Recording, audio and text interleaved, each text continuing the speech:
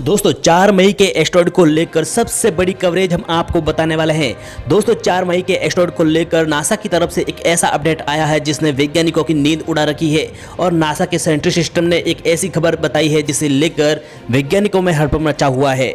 इस वक्त की सबसे बड़ी खबर है कि नासा के सेंट्री सिस्टम ने 4 मई को आने वाले एस्टेरॉयड को लेकर 0.4% धरती की तरफ झुकाव दर्ज किया है और इस खबर ने वैज्ञानिकों की नींद उड़ा रखी है। दोस्तों आपको बता दें कि 4 मई को आने वाला एस्टेरॉयड 9 किलोमीटर प्रति सेकंड की रफ्तार से हमारी धरती की तरफ बढ़ रहा है। और दोस्तों आपको बता दें 4 मई को आने वाला उल्कापिंड का आकार 500 मीटर बड़ा है और इसी आकार की वजह से वैज्ञानिक परेशान है कि कहीं ये हमारी धरती की कक्षा में प्रवेश कर गया तो ये हमारी धरती से टकरा सकता है और धरती पर भारी तबाही मचा सकता है, लाखों लोगों की जान ले सकता है।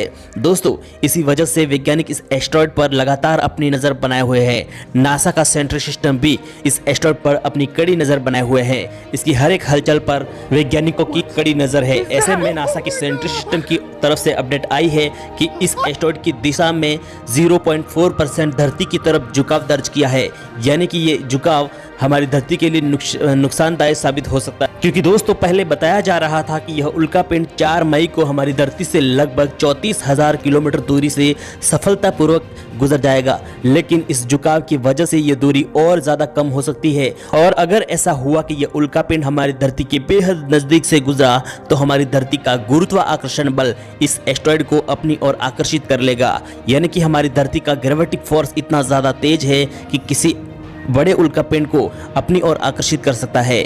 इसी वजह से वैज्ञानिक डरे हुए हैं कि कहीं 4 मई 2021 को ये उल्कापिंड हमारी धरती से टकरा ना जाए। दोस्तों आपको बता दें कि 9 किलोमीटर प्रति सेकंड से और 500 मीटर बड़ा उल्कापिंड अगर हमारी धरती से टकराया तो हमारी धरती पर महाविनाश तय है। दोस्तों 4 मई को ये उल्कापिंड अगर हमारी धरती से टकरा गया तो कितना नुकसान पहुंचा सकता है, ये डिपेंड करता है इसकी गिरने की जगह को लेकर। अगर ये उल्कापिंड खाली जगह पर गिरता है या फिर सहारा जैसे बड़े रेगिस्तान में गिरता है तो इससे ज़्यादा नुकसान नहीं होगा। सैकड़ों किलोमीटर के दायरे में भारी भूकंप के झटके महसूस किए जाएंगे, लेकिन इससे खाली जगह पर गिरने की वजह से वहाँ लोगों की आबादी ना होने की वजह से वहाँ कोई नुकसान नहीं होगा।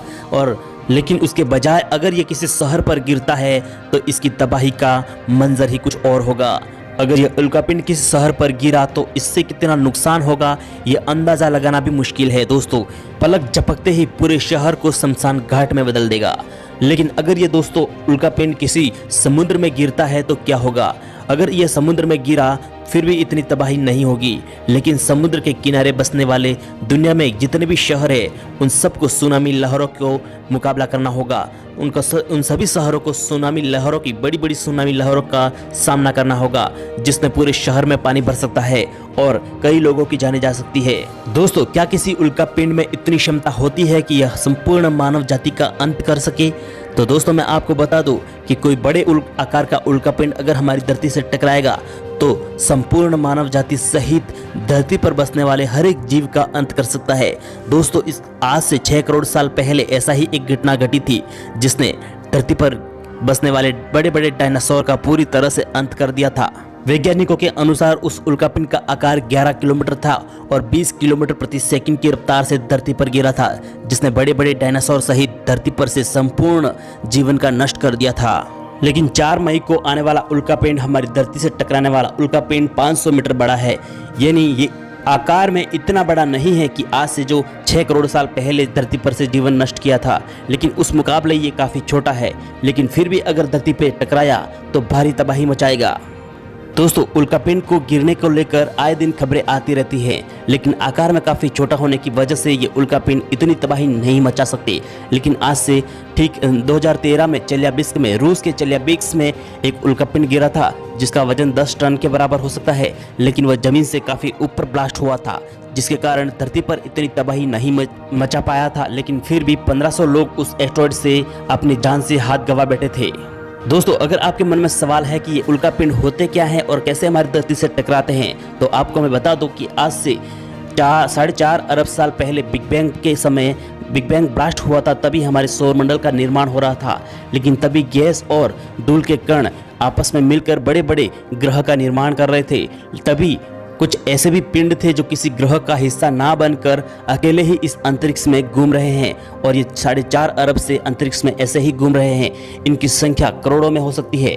हमारे सौर मंडल में मार्च और जुपिटर के बीच एस्टेरॉयड बेल्ट में इनकी संख्या करोड़ों में है और इनका आकार की बात करें तो ये एक एप्पल के आकार से लेकर कई किलोमीटर लंबे चौड़े हो सकते हैं। हमारे सौर मंडल में मौजूद सभी ग्रहों की तरह ये उल्कापिंड भी सूर्य के चारों तरफ परिक्रमा करते हैं, लेकिन कभी कभी अपने परिक्रमा चक्र के दौरान धरती के इतने करीब आ जाते हैं कि हमारी धरती से टकराने का खतरा बढ़ जाता है। लेकिन दोस्तों आपको बता दें 4 मई के उल्कापिंड को लेकर नासा ने अभी तक कोई प्रतिक्रिया जाहिर नहीं की है।